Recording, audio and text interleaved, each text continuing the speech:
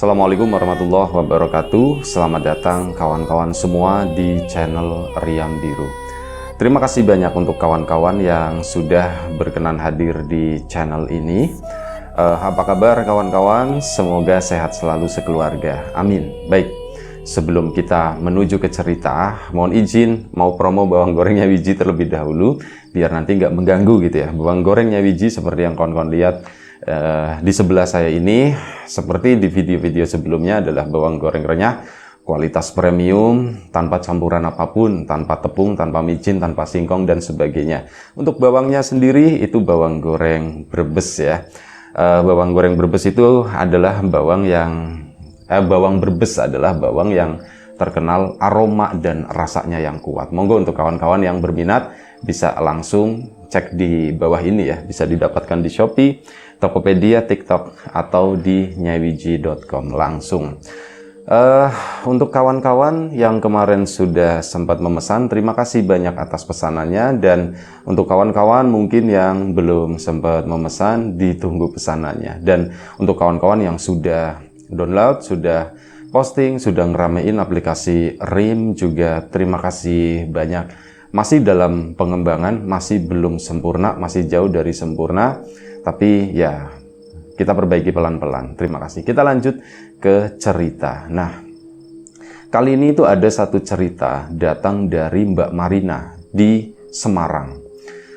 Mbak Marina atau Mbak Marin gitu ya gampangnya. Ini menceritakan tentang satu kejadian yang pernah dialaminya lagi-lagi di tahun 90-an.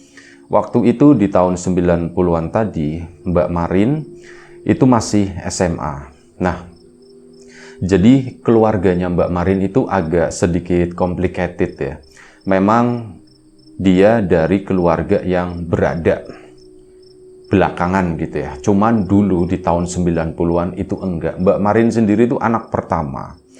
Nah, dia tinggal sama orang tuanya, bapak sama ibunya. Cuman waktu itu memang kondisinya itu keluarga tersebut itu tidak baik-baik saja dalam artian faktor ekonomi ya. Jadi ekonominya keluarganya Mbak Marin itu ya pas-pasan boleh dibilang seperti itu, karena yang bekerja itu hanya bapak sebagai karyawan biasa dan ibu itu jadi ibu rumah tangga di sana, ngurusin Mbak Marin dan segala macam yang ada di rumah tersebut. Rumah pun tinggal di rumah yang kecil di sebuah perkampungan. Nah, jadi memang kehidupannya itu ya cukup, cuman maksudnya bukan yang berlebih, punya mobil, punya sepeda motor atau apa. Nanti ini ada hubungannya sama keluarga besarnya ya. Jadi begitu kehidupannya itu biasa aja, umum rakyat lah seperti itu di tahun 90-an. Mbak Marin juga keluarganya ndak merasa lebih rendah juga enggak dari masyarakat umum, lebih tinggi apalagi. Ya wis umum inilah, umum para tetangga seperti itu. Nah, jadi awal mulanya kejadian ini itu sewaktu Mbak Marin SMA. Di waktu SMA tadi, Mbak Marin sekolah gitu kan. Pulang sekolah, ini ada tamu. Ada tamu seorang laki-laki di sana. Ini tamunya yang nemuin itu bapak sama ibu. Ya Mbak Marin permisi aja begitu kan, lewat masuk ke dalam sana. Nah si laki-laki ini ternyata diketahui malam harinya. Mbak Marin nanya gitu kan, Pak Bu tadi siang tamu siapa gitu kan, ditanyain. Mbak Marin udah punya adik waktu itu sekolah juga. Oh itu ada ini orang suruhan katanya begitu, kata ibu.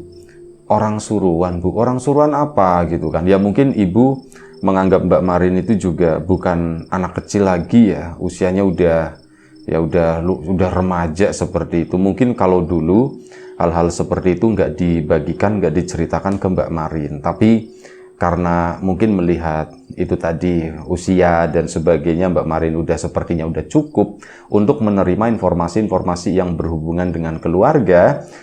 Akhirnya ibu pun cerita, jadi begini, itu tadi itu suruhannya nenek katanya begitu.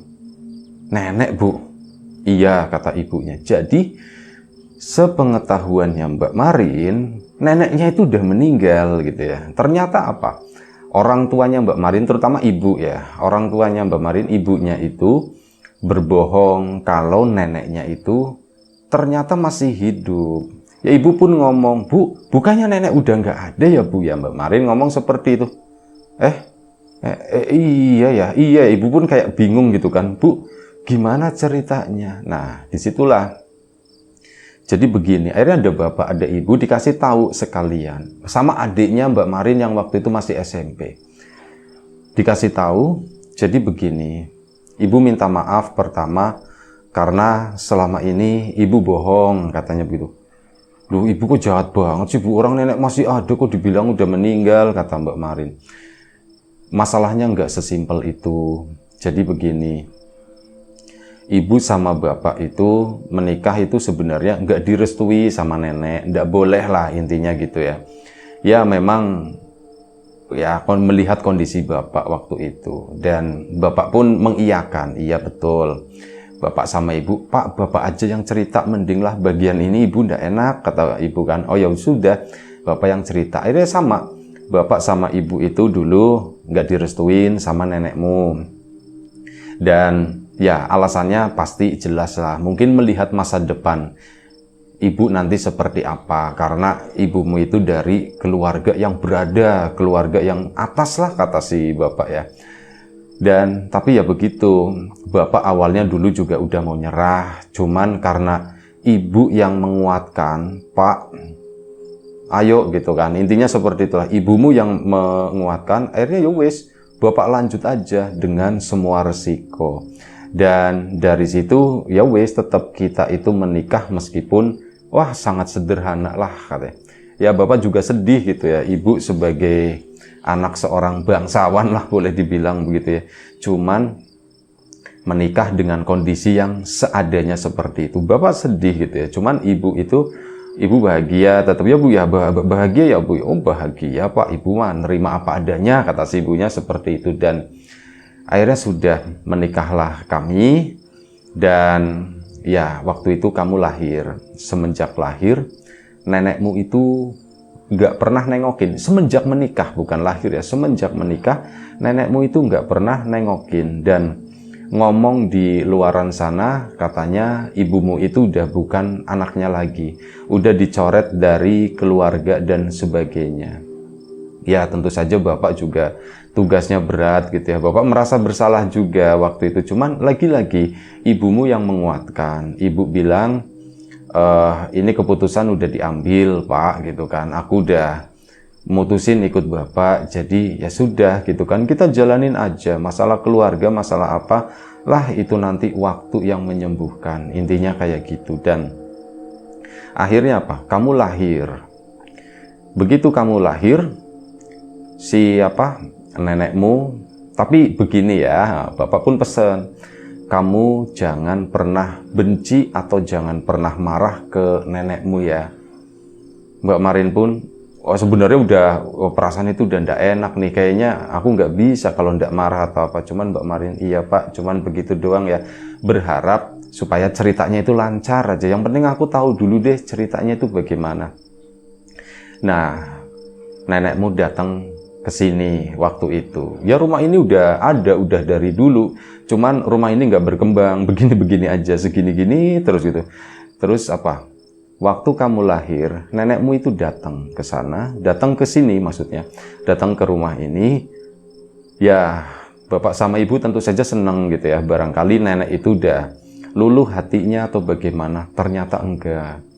Datang ke sini, kamu diambil. Bu, ini diceritakan nggak ya Bu ya? Udah Pak, ceritain aja, nggak apa-apa. Akhirnya dilanjut sama bapak kan. Kamu diambil dan kamu mau dibanting, katanya begitu, kata si bapak. Ya Mbak Marinnya, masa Pak aku mau dibanting Pak? Ya tapi ini bapak pesen, kamu jangan sampai marah, ya, kamu jangan sampai dendam ke nenekmu gitu ya. Mungkin nenek punya alasan melakukan hal itu, kata bapak. Ya Mbak Marin pun nahan emosi aja waktu itu ya. Dan terus gimana Pak? Ya seperti itulah. Akhirnya kamu berhasil diselamatkan, berhasil diamankan.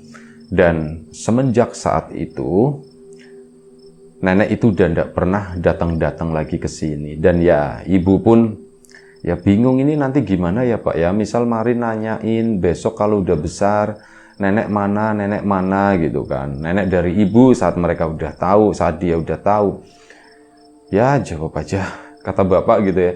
Jawab aja, nenek udah ndak ada gitu. Nah seperti itu. Jadi ibu pun akhirnya ngasih tahu kamu kalau nenek itu udah ndak ada. Sebenarnya itu masih ada. Nah, tamu yang kemarin, yang tadi itu datang ke sini, itu adalah orang suruhannya nenek. Nyuruh apa Pak Nenek, Pak? Nenek itu mengundang katanya. Mengundang kita semua, sekeluarga, untuk datang ke rumahnya, katanya begitu. Loh Pak, tapi kan udah dibegituin Pak, masa kita datang ke sana? Oh Mbak Marina ini udah kebawa marah waktu itu ya, udah emosi karena mendengar cerita dia dibegitukan sewaktu masih kecil ya, mau dibanting bayi gitu kan, itu marah. Dan ya makanya bapak pun bingung ini, kita mau datang ke sana atau enggak gitu ya. Kata ibu sih, lah Pak enggak usah datang aja lah Pak lah, takutnya kenapa-kenapa, kata ibu. Bu, kata bapak ya, nenek itu adalah orang yang keras banget. Keras, nggak ada lawan, kata bapak ya. Udah nggak ada lawan. Tapi begini, kenapa tiba-tiba nenek itu mengundang kita ke sini? Maksudnya neneknya si Mbak Marin ya.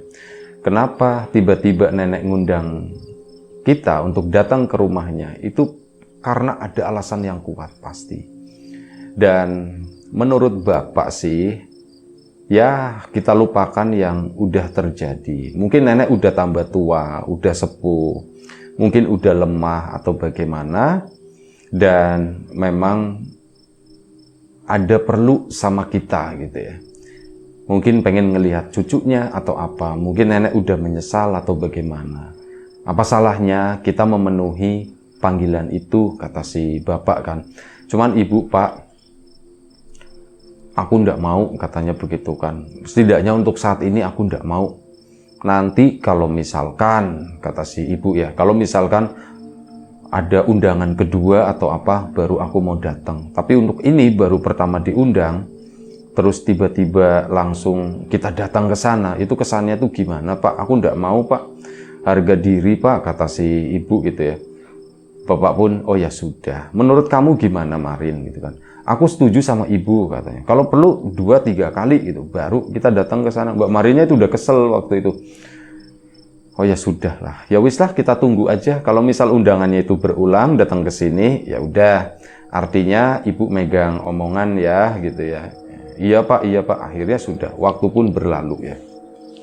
Sampai beberapa hari kemudian, sekitar semingguan lebih lah waktu itu, datang utusan lagi ke situ, yang ngomong lagi, bapak sama ibu sama sekeluarga diundang sama ini gitu ya, sama neneknya si Mbak Marin. Oh berarti ini udah kedua kalinya nih. Dan akhirnya ya sudah, karena memang singkat cerita aja ya, karena memang janji ibu kalau misalkan undangan itu lebih dari 1 kali, maka ibu akan datang ke sana. Dan akhirnya ya ibu pun memenuhi undangan tersebut, meskipun dengan berat hati. Mbak Marin pun sama, aku males ikut ke sana Marin, tidak boleh begitu, bagaimanapun juga itu nenekmu, kata bapak ya, itu nenekmu. Dan setiap orang ingat, setiap orang itu punya kesalahan. Pasti setiap orang itu punya kesalahan. Bapak punya kesalahan, ibumu punya kesalahan, dan bapak juga yakin kamu pernah melakukan kesalahan. Nah, kalau misal seseorang itu ingin melakukan perubahan atau memperbaiki kesalahan tersebut, kita tidak boleh jadi batu sandungan. Ya, apa salahnya gitu ya. Yang lalu itu sudah, biarlah berlalu. Sekarang ya yang terjadi sekarang kita perbaiki, kata bapak begitu. Kamu tidak boleh jadi hakim seumur hidup, nyalah-nyalahin nenekmu terus, seperti itu tidak baik juga. Ya mungkin nenek udah sadar atau bagaimana, kata si bapak ya. Ya tetap aja Mbak Marin dengan egonya yang waktu itu masih muda gitu ya. Ini tetap, tapi aku nggak kenal Pak sama nenek, Pak, aku nggak pernah ketemu sama sekali juga. Ya justru ini adalah kesempatan baik buat Bapak. Udah gini aja, Bapak janji, kalau misalkan ternyata nenek itu ngundang kita cuman mau memperburuk masalah, mau memperkeruh keadaan, ya sudah, kita undur diri, begitu aja kata Bapak. Dan ya wis, putus saja sampai di situ. Ini adalah penentuan, kata Bapak. Ayo kita datang ke sana, nggak ada salahnya kok, nggak ada ruginya kok, kata Bapak. Dan akhirnya ya sudah, setelah dibujuk-bujuk seperti itu, Mbak Marin pun akhirnya mau. Singkat cerita lagi, mereka pun siap-siap. Waktu itu hari Minggu ya. Hari Sabtu, cuman harinya itu udah sore gitu kan. Sekitar jam 3 mereka tuh siap-siap, ayo kita pergi ke sana gitu. Dan karena waktu itu mereka kan nggak punya kendaraan, nggak punya mobil atau apa begitu ya. Sepeda motor juga cuman satu, punya bapak itu buat kerja. Yo dinaikin 4 orang, Mbak Marin sama adiknya juga. Yo nggak muat, Mbak Marin juga udah gede. Akhirnya disewalah mobil gitu ya. Nyewa ada tetangganya itu yang punya kenalan nyewain mobil. Akhirnya sudah disewa sebentar begitu. Dan akhirnya apa? Dipakailah ke sana. Ada supirnya juga. Dibawa ke rumah neneknya. Begitu sampai di sana, itu langsung disambut sama beberapa orang. Mbak Marin juga baru tahu, oh ternyata rumah nenek di sini. Memang sama-sama di Semarang, tapi memang jaraknya itu lumayan cukup jauh. Ya kayak ujung sama ujung seperti itu ya. Lumayan cukup jauh. Oh ternyata rumahnya nenek di sini. Mbak Marin juga pernah main-main di daerah situ, itu pernah. Oh rumah nenek di sini. Dan memang iya, rumahnya itu gede, bagus. Masih di daerah pinggiran seperti itu. Cuman ya itu tadi, rumahnya itu memang gede ya, rumah kayak rumah-rumah bangsawan seperti itulah zaman dulu gitu ya. Di tahun 90-an punya rumah segede itu, halamannya luas, ada pohonnya kanan kiri, satu pohon mangga, satunya enggak tahu Mbak Marin itu pohon apaan. Akhirnya dibawa masuk ke sana dan disambut sama itu tadi beberapa ya mungkin orang yang bekerja di sana gitu ya. Dan akhirnya apa? Nenek pun keluar. Untuk pertama kalinya Mbak Marin itu melihat neneknya dan bapak kaget, ibu kaget, Mbak Marin juga kaget. Karena apa? Yang ada di otaknya Mbak Marin waktu itu, neneknya kan ya udah sepuh begitu ya. Mungkin usianya bisa jadi udah sekitar ya 60-70 tahun segitu. 60 ke atas lah pokoknya, udah sepuh dan nenek-nenek banget. Soalnya apa? Ibunya Mbak Marin itu adalah anak terakhir. Kakak-kakaknya itu ada 4 gitu kan. Padik-padik, bude-budenya itu semuanya cuman hidupnya nggak di Semarang. Mereka itu ada yang di luar negeri, ada yang orang sukses semualah intinya.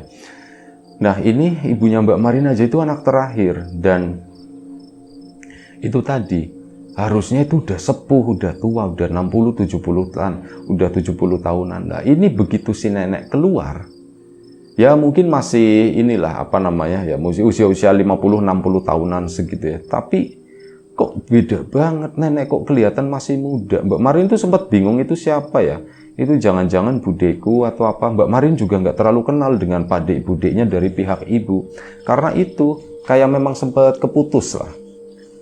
Sampai akhirnya ya mendekatlah mereka ke sana dan Mbak Marin baru tahu itu nenek katanya. Bapak pun bingung. Bu, masih muda begitu ya Bu ya, kata Bapak. Iya Pak, aku juga enggak tahu, kata ibunya Mbak Marin begitu. Akhirnya ke sana disambut lah. Ini Marin ya katanya. Mbak Marinnya gimana gitu ya. Iya Mbah gitu kan. Ini nenek katanya begitu. Langsung disambut, ini nenek. Wih kamu udah gede banget. Dulu itu masih kecil. Iya masih kecil. Dulu aku mau dibanting. Dalam hatinya Mbak Marin itu seperti itu. Dulu itu kamu aduh masih kecil. Ayo masuk. Akhirnya disuruh masuk semuanya ke sana. Dan di situ nenek pun udah disediakan makanan dan sebagainya gitu. Ayo sini. Ayo dimakanin semuanya, dimakanin ya. Nenek itu jadi sosok nenek yang baik banget, bukan main gitu ya. Mbak Marin pun sempat luluh waktu, nenekku ternyata baik begini, dan melihat rumahnya, aduh rumahnya gede banget seperti ini gitu ya. Ternyata aku keturunan orang kaya, pikirnya Mbak Marin. Ternyata aku keturunannya orang kaya gitu.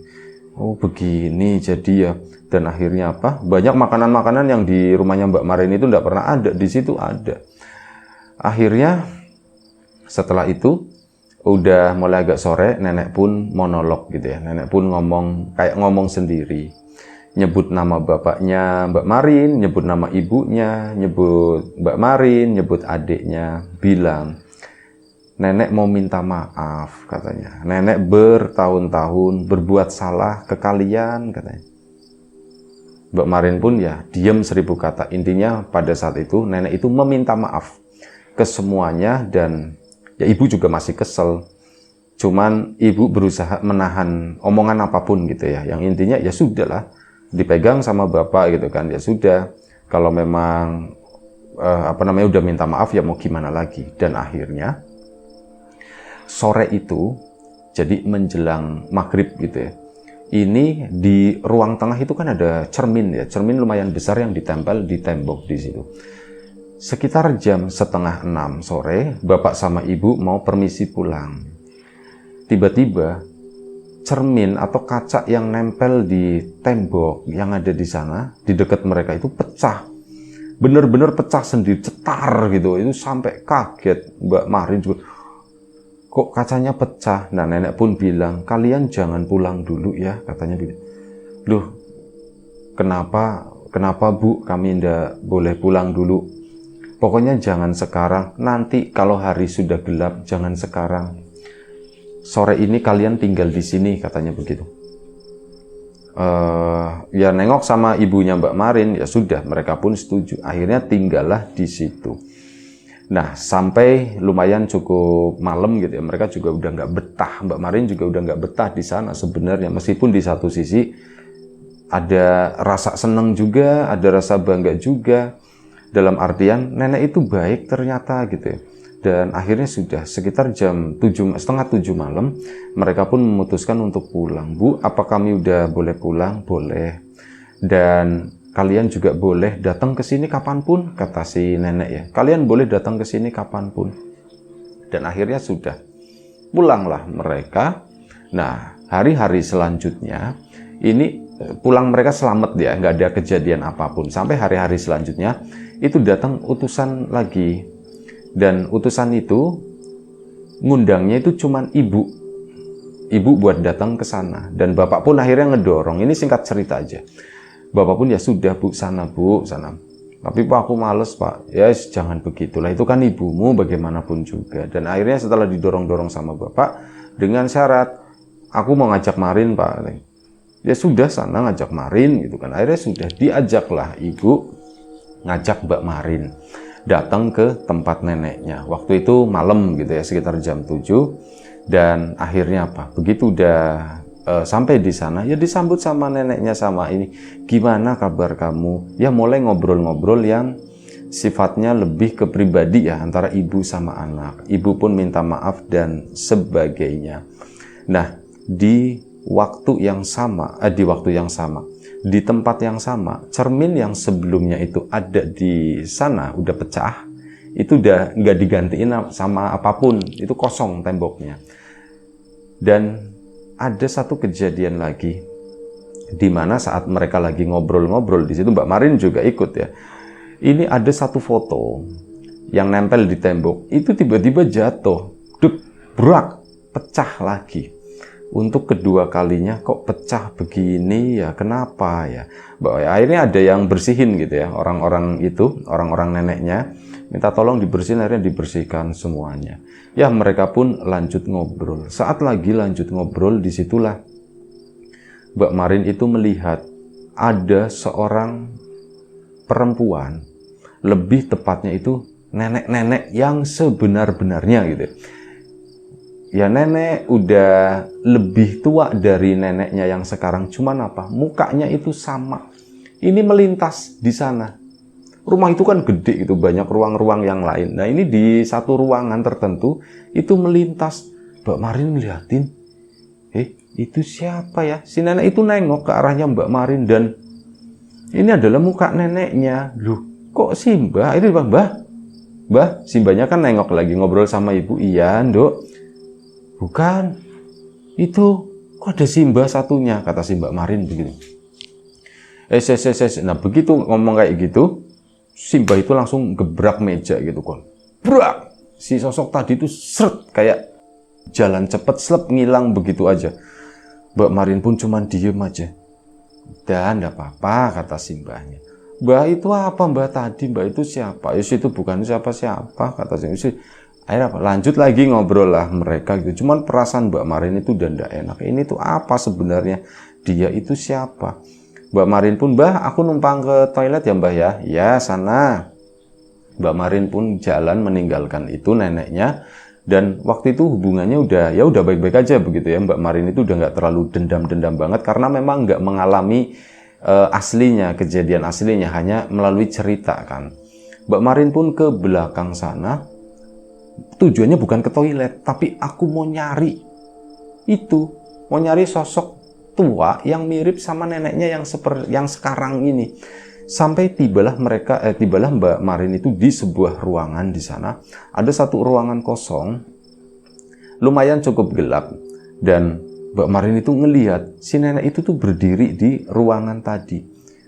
Mbah, dipanggil sama si Mbak Marin, Mbah.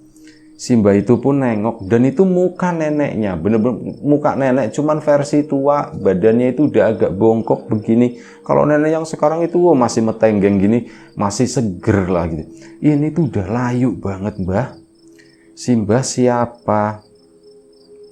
Si Mbah itu tuh diem aja, cuman senyum begini, diem aja. Mbak Marin nggak berani masuk ke ruangan tersebut, masih tetap berdiri di luar sana. Dan si nenek itu pun ya diem aja begitu, Mbah. Si Mbah kok mirip sama nenek, katanya begitu kan. Si Mbah itu pun nengok lagi begini lagi, balik lagi menghadap ke arah tembok sana, kayak membelakangi lah. Mbak Marin di situ pun, ini serem, kata Mbak Marin. Gimana ya, Mbah? Mbah, si Mbah sebenarnya siapa? Si Mbah nenekku ya atau bukan? Langsung nekat nanya begitu si Mbak Marinnya. Dan si nenek itu tiba-tiba nengok begini dan ketawa. Dia itu, si nenek itu ketawa gegrek sampai kedengeran meja itu digebrak lagi sama si neneknya Mbak Marin yang disobrak. Begitu meja digebrak, si nenek itu tuh srep, nempel tembok, dan dia itu merayap nembus nembus atap, nembus langit-langit, srep. Disitulah Mbak Marin itu baru, asem ini bukan orang balik lagi ke sana.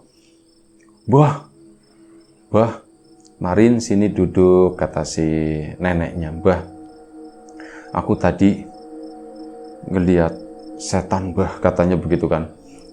Udah, nggak usah dibahas, katanya, nggak usah dibahas, di sini aja, sini. Tak ceritain. Jadi begini, si Mbah itu, nenek itu punya penyakit. Nenek itu sakit. Sakit nenek itu udah lama, bertahun-tahun yang lalu. Udah dari kamu kecil, katanya begitu kan. Loh, sakit apa? Nah, nenek pun akhirnya bercerita. Jadi dulu nenek itu pernah dibawa oleh kakek buyutmu. Sewaktu masih kecil, nenek itu suka sakit-sakitan, katanya. Dan akhirnya karena dulu ndak ada obat. Larinya ke siapa? Ya ke dukun. Ke dukun 1 ndak sembuh, ke dukun 2 ndak sembuh, ke dukun 3 sampai banyak.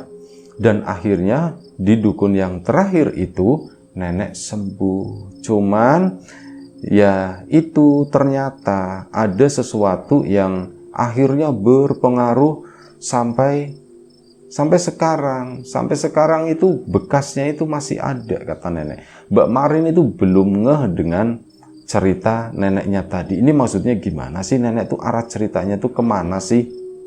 Mbah, aku ndak ngerti, Mbah. Ya, tak ceritain lagi, kata neneknya ini, tak ceritain lagi dari nenek waktu masih kecil ya, gitu kan. Iya Mbah. Waktu nenek masih kecil, seperti yang udah diceritain, nenek sakit begini-begini. Nah, nenek itu kayak diisiin sesuatu, seleb, yang bikin sakitnya nenek itu sembuh. Nenek pun bertumbuh. Cuman, ya itu, nenek itu jadi orang yang keras, orang yang galak, orang yang tidak baik. Karena ada sesuatu yang masuk ke badan nenek waktu itu sampai bertahun-tahun. Sampai ya saat ibumu mau menikah sama bapakmu, nenek itu tidak boleh. Sampai sebegitunya gitu ya. Dan setelah belakang-belakang begitu kan, nenek itu baru tahu, oh ternyata dalam diri nenek itu ada dua nyawa yang hidup. Kata neneknya tuh begitu. Dua nyawa gimana, Nek? Yang kamu lihat tadi itu adalah sesuatu yang dulu hidup di badan nenek. Ada dua. Nenek yang asli yang sekarang sama yang satunya itu yang jahat. Itu yang bikin nenek itu ya jadi seperti itulah. Jadi nenek yang tidak baik, kata si nenek. Jadi begitu, Mbah. Iya, makanya loh, Mbah, nanti dulu. Kenapa sih, Mbah, akhirnya bisa keluar itunya gimana itu kan? Oh ya, itu melalui proses yang panjang. Simbah melakukan macam-macam ritual, udah doa dari Banten sampai Surabaya, sampai ke Bali udah tak datengin gitu. Ke sana dan akhirnya sampai ya ketemulah, oh ternyata masalahnya tuh seperti ini, dan akhirnya berhasil dikeluarkan. Cuman dulu waktu itu kakek buyutmu itu udah sempet nanem kerbau. Jadi ritual menyembuhkan neneknya itu tadi, ini ada salah satu syaratnya itu adalah nyembelih kerbau, dan kerbau itu dipendem atau ditanam atau dikubur itu di bawah rumah, dan sekarang di bawah rumah yang itu. Nah, si sosok tadi itu tidak bisa pergi dari rumah ini karena apa? Rumah ini di bawahnya itu ada, yaitu tadi kerbaunya. Ada tumbalnya, kata si nenek gitu. Memang Mbak Marin sendiri tidak terlalu ngerti gitu ya. Ini cuman Mbak Marin ceritain apa yang diceritakan sama neneknya. Untuk kejadian-kejadian yang sebenar-benarnya seperti apa, Mbak Marin sendiri nggak terlalu memahami. Karena itu terlalu klinik, terlalu mistis, terlalu dalam buat Mbak Marin. Makanya narator juga coba nyampein seadanya aja begitu ya. Nah, itu kata si neneknya, makanya ini udah terlanjur ditanam di sini, mau diambil juga ndak bisa, lokasinya di mana begitu ya. Cuman bisa dipisahkan, dikeluarkan dari badan nenek, dan ya hasilnya begitu. Dia itu bakalan muter-muter terus di rumah ini, dan ya mungkin karena kamu cucu nenek, akhirnya kamu bisa melihat sosok itu seperti apa. Itu adalah sosok jahatnya, kata si nenek. Nah di situ Mbak Marin tuh ya mulai takut, ibunya juga, aduh, Bu, kalau begini, ya wis lah, aku, ya intinya aku udah maafin ibu, intinya begitu ya. Mereka itu udah berdamai, dan akhirnya, oh iya, satu alasan, kenapa ibunya Mbak Marin itu saat mau menikah itu ditolak, sementara kakak-kakaknya itu enggak, itu karena apa? Bapaknya Mbak Marin itu keturunannya seorang kiai. Jadi tidak mau intinya gitu ya. Jadi tidak mau, makanya ditolak sedemikian rupa. Nah, cuman kan udah terlanjur menikah begitu ya, dan sebagainya sampai kehidupan sekarang, dan ibu itu waktu itu udah memaafkan. Terus ini nanti gimana, Bu? Ibunya Mbak Marin ngomong sama neneknya ya. Loh, ini nanti gimana, Bu? Ya ndak gimana-gimana, ndak apa-apa, biarinlah dia hidup di sini. Toh ya ibu juga udah tahu masalah ini, jadi ibu ndak takut. Enggak lah, ngapain takut, orang dia hidup di badan ibu bertahun-tahun kok. Sekarang ngapain takut, yang ada itu malah ya kita harus melawan, kata si neneknya. Terus gimana? Ya sudah, ndak apa-apa, yang penting kamu udah maafin ibu. Iya Bu, aku udah maafin. Itu hari itu tuh bermaaf-maafan sampai akhirnya sekitar jam 9 malam diantarlah Mbak Marin sama ibunya itu pulang ke rumahnya ke sana. Ya ceritalah begitu sampai di rumah, begini Pak. Oh, ternyata bapaknya Mbak Marin itu udah tahu masalah itu, cuman nggak pernah cerita ke ibu. Itu dari kakeknya si bapak. Oh ini tuh begini-begini, dan kebuktinya itu baru sekarang. Terus gimana Pak?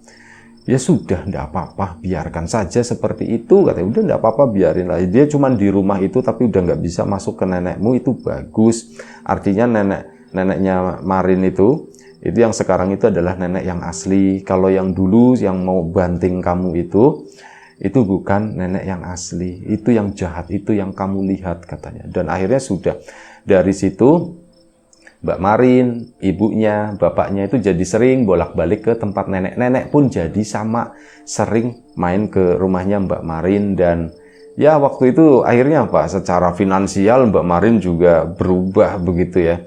Ini lah ibunya buat apa gitu. Kakak-kakaknya itu semuanya udah mapan, udah beres semuanya, si neneknya maksudnya. Ini kakak-kakaknya, pade-padenya, bude-budenya itu kan udah mapan semua. Sementara yang paling ini kan Mbak Marin, keluarganya. Nah itu pun mulai dibantu sama nenek. Sedemikian rupa sampai perekonomian Mbak Marin itu jadi ya drastis lah waktu itu. Cuman lagi-lagi bapak itu yang ngingetin. Udah, ini semuanya itu ditabung, disimpan buat sekolahnya kamu ya Marin dan sebagainya. Intinya kita hidup biasa aja, sederhana aja, seadanya aja. Dan ya Mbak Marin setuju dengan hal itu. Alhamdulillah Mbak Marin pun tumbuh dengan normal seperti kehidupan biasanya. Meskipun yaitu tadi sebenarnya ada bantuan dari neneknya yang ya nggak kecil gitu ya intinya. Ya itu aja satu cerita dari Marin, dari Mbak Marina di Semarang sana. Terima kasih banyak Mbak Marin atas ceritanya. Ya, senang juga maksudnya melihat atau mendengar itu tadi ya, happy ending gitu ya. Akhirnya nenek pun bisa berubah gitu ya, bisa ada sesuatu yang buruk di dalamnya itu bisa dikeluarkan. Itu aja. Kawan-kawan di rumah juga terima kasih banyak atas support dan dukungannya, apapun itu, kawan-kawan subscriber, kawan-kawan membership, kawan-kawan yang udah kasih support dalam bentuk super thanks ke Riam Biru, terima kasih banyak. Kawan-kawan yang udah ngasih like, udah nge-share ke yang lainnya, kawan-kawan yang udah ninggalin komentar juga terima kasih banyak. Kawan-kawan yang sudah memesan bawang gorengnya Wiji tentu saja tak lupa terima kasih banyak. Dan yang sudah download RIM juga tentu saja terima kasih. Doa terbaik dari kami untuk kawan-kawan semua, semoga selalu diberi kemudahan dalam hal apapun, termasuk kemudahan dalam hal rezeki. Yang sakit segera diberi kesembuhan, yang sehat tetap dijaga kesehatannya. Baik, sampai jumpa di episode selanjutnya. Riam Biru, jaga kesehatan kawan-kawan semuanya. Assalamualaikum warahmatullahi wabarakatuh.